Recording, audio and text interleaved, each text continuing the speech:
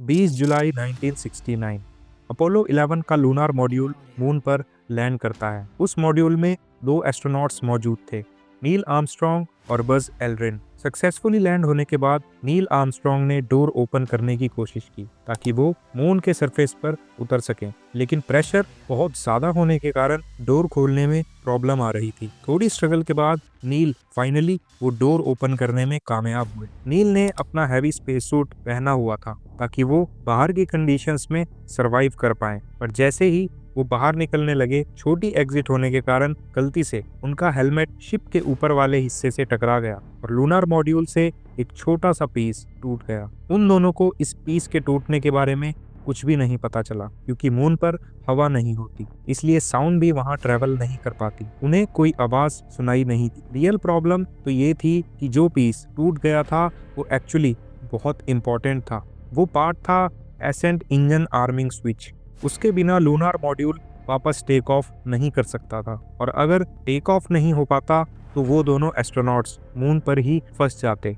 अर्थ पर वापस लौटना इम्पॉसिबल हो जाता, पर उन्हें कुछ भी नहीं पता था। नील स्पेसशिप से बाहर निकलते और उन्होंने मून के सरफेस पर पहला कदम रखा और बन गए मून पर जाने वाले दुनिया के पहले इंसान। आज 60 साल बाद भी लोग डाउट में रहते हैं कि क्या ये मिशन सच में हुआ भी था या नहीं। बहुत लोग आज भी बिलीव नहीं करते कि इतने साल पहले इंसान सच में मून पर गए थे। लोग अपनी थ्योरीज बनाते हैं और कहते हैं कि अपोलो 11 मिशन एक ड्रामा था, एक फेक मिशन जो अमेरिका ने दुनिया को बेवकूफ बनाने के लिए किया था। लोगों का कहना है कि सारे सीन्स अर्थ पर ही शूट किए गए थे और नासा ने सबको झूठ बोला था कि ये फुटेज मून के हैं। अब सवाल ये उठता है कि अगर मून पर हवा नहीं है तो जो फ्लैग उन्होंने वहां लगाया था वो कैसे फ्लैटर कर रहा था? आखिर सच क्या है? आइए आज की इस वीडियो में इस स्टोरी को समझने की कोशिश करते हैं। तो दोस्तों, आपको सुन के हैरानी होगी, लेकिन अपोलो 11 मिशन के पीछे का रियल रीजन थी कोल्ड वॉर। ये वॉर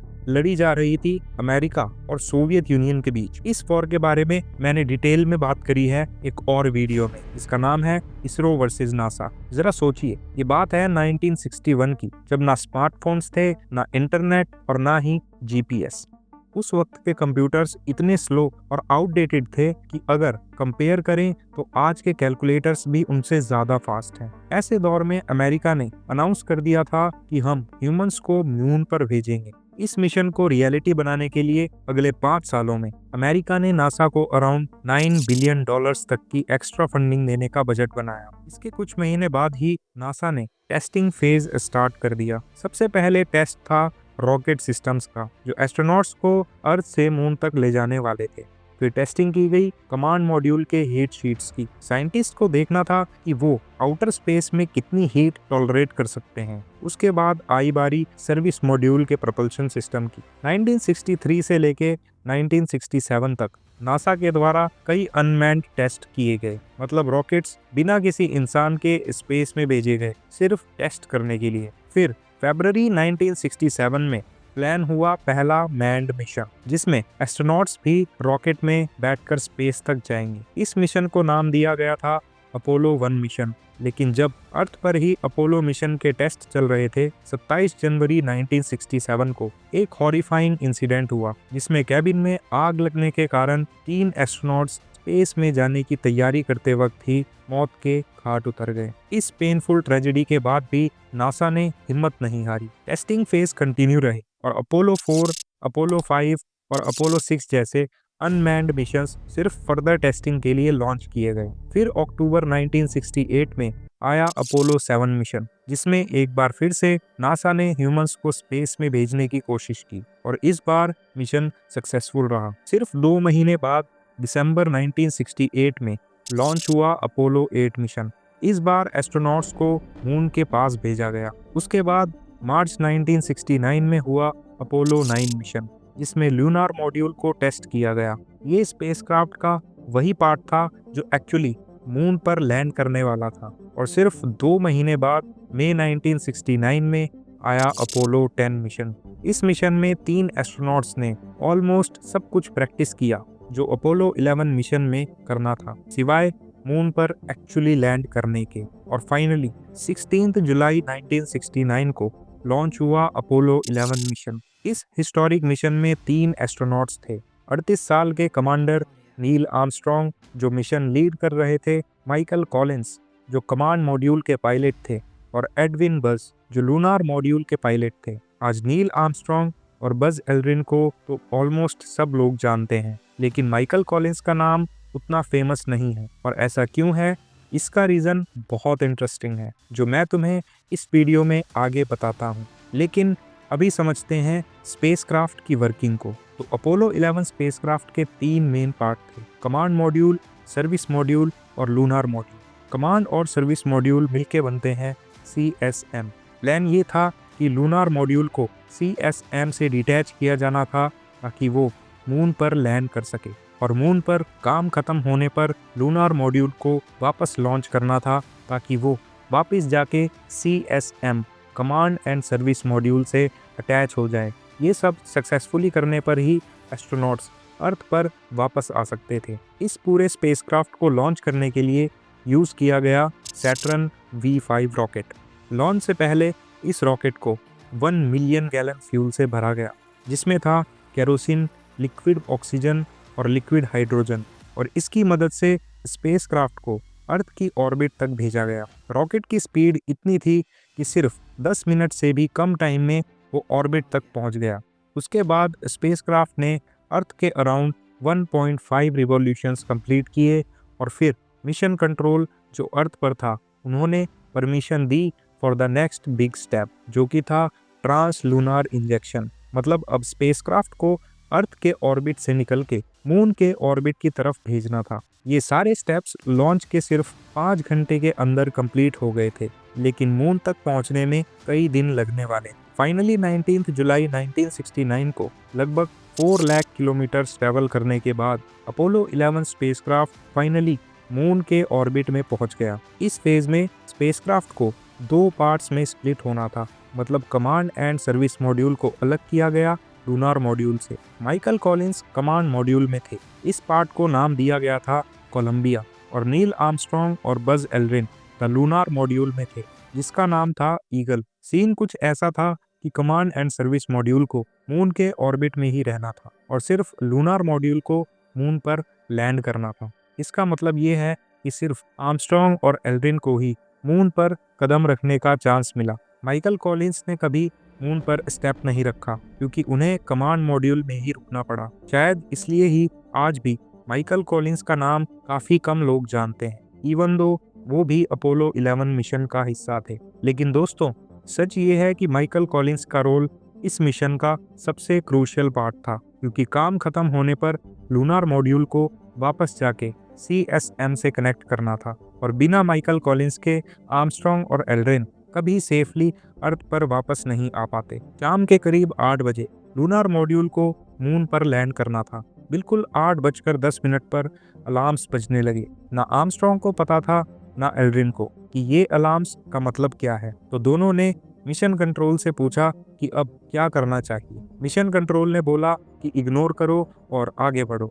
बाद में पता चला कि ये अलार्म्स एक वार्निंग थे। अपोलो के गाइडेंस कंप्यूटर का प्रोसेसिंग सिस्टम ओवरलोड हो गया था, लेकिन खुशकिस्मती ये थी कि कंप्यूटर्स को इस तरह से डिज़ाइन किया गया था जो इसेंशियल प्रोग्राम मिशंस के लिए क्रिटिकल थे, वो ओवरलोड के बावजूद अच्छे से काम कर रहे थे। कंप्यूटर में एक ऑटोमेटिक लैंडिंग प्रोग्राम भी था जिसे लूनार मॉड्यूल को मून पर ऑटोमेटिकली लैंड करना था। लेकिन जब मॉड्यूल मून के सरफेस से सिर्फ 150 मीटर ऊपर था, तभी नील आर्मस्ट्रॉन्ग ने कंट्रोल अपने हाथ में ले लिया। नील ने नोटिस किया था कि लैंडिंग स्पॉट के आसपास बड़े बड़े पत्थर बिखरे हुए थे, जिस वजह से वो स्पॉट सेफ लैंडिंग करने के लिए ठीक नहीं था। इसलिए उन्होंने लैंडिंग स्पॉट चेंज करने का फैसला लिया और ओरिजिनल लैंडिंग से 4 माइल्स दूर एक नया स्पॉट सेलेक्ट किया। ठीक 8:16 पर बज एल्ड्रिन ने नोटिस किया कि सिर्फ 5% फ्यूल बचा था। फ्यूल इतना कम होने के कारण मिशन कंट्रोल ने काउंटडाउन स्टार्ट कर दिया।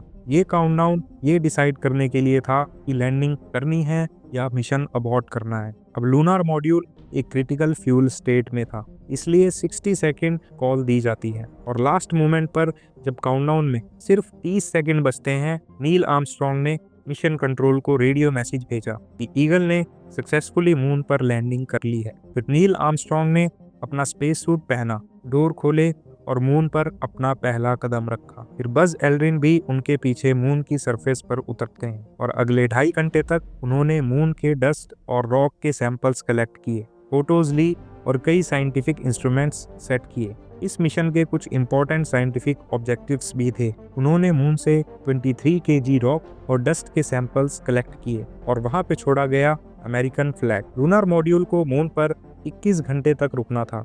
उसके बाद उसे वापस लिफ्ट ऑफ करना था CSM से अटैच करने के लिए, लेकिन वापस जाने के लिए उन्हें propulsion चाहिए था और propulsion के लिए इंजन का काम करना ज़रूरी था।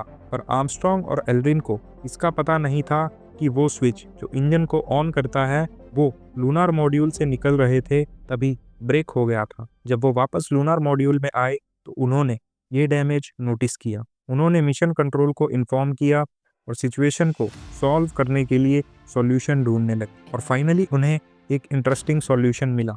तो पहले ये समझते हैं कि स्विच होता क्या है। स्विच बेसिकली एक इलेक्ट्रिकल सर्किट को कंप्लीट करता है। बस एल्ड्रिन ने सोचा अगर सर्किट ब्रेक हो गया है तो कोई ऐसी चीज़ ढूंढनी पड़ेगी जो सर्किट को फिर से कंप्लीट कर सके। जब उन्होंने अपने आसपास देखा तो उन्होंने अपना बॉल पॉइंट पेन नोटिस किया। उस बॉल पॉइंट पेन को यूज़ करके उन्होंने सर्किट कंप्लीट किया और इंजन को रीइग्नाइट कर दिया। फाइनली लूनार मॉड्यूल फिर से CSM से अटैच हो गया और तीनों एस्ट्रोनॉट्स ने स्पेसक्राफ्ट को अर्थ की तरफ टर्न कर दिया। अर्थ पर लैंड करने का प्लान ये था कि कमांड मॉड्यूल और सर्विस मॉड्यूल अलग हो जाएंगे और सर्विस मॉड्यूल अर्थ के एटमॉस्फेयर में आके डिस्ट्रॉय हो जाएगा। लेकिन डेंजर था कि अगर सर्विस मॉड्यूल बहुत ज़्यादा डैमेज हो गया तो उसके डेब्रीज दूसरे स्पेसक्राफ्ट के आसपास फ्लोट करने लगेंगे। कमांड मॉड्यूल को हिट कर सकते हैं और एस्ट्रोनॉट्स की जान भी जा सकती है। इस रिस्क को अवॉइड करने के लिए नासा ने सर्विस मॉड्यूल में थ्रस्टर्स इंस्टॉल किए थे ताकि वो कमांड मॉड्यूल से दूर हो जाए और दोनों एक दूसरे से कोलाइड ना करें।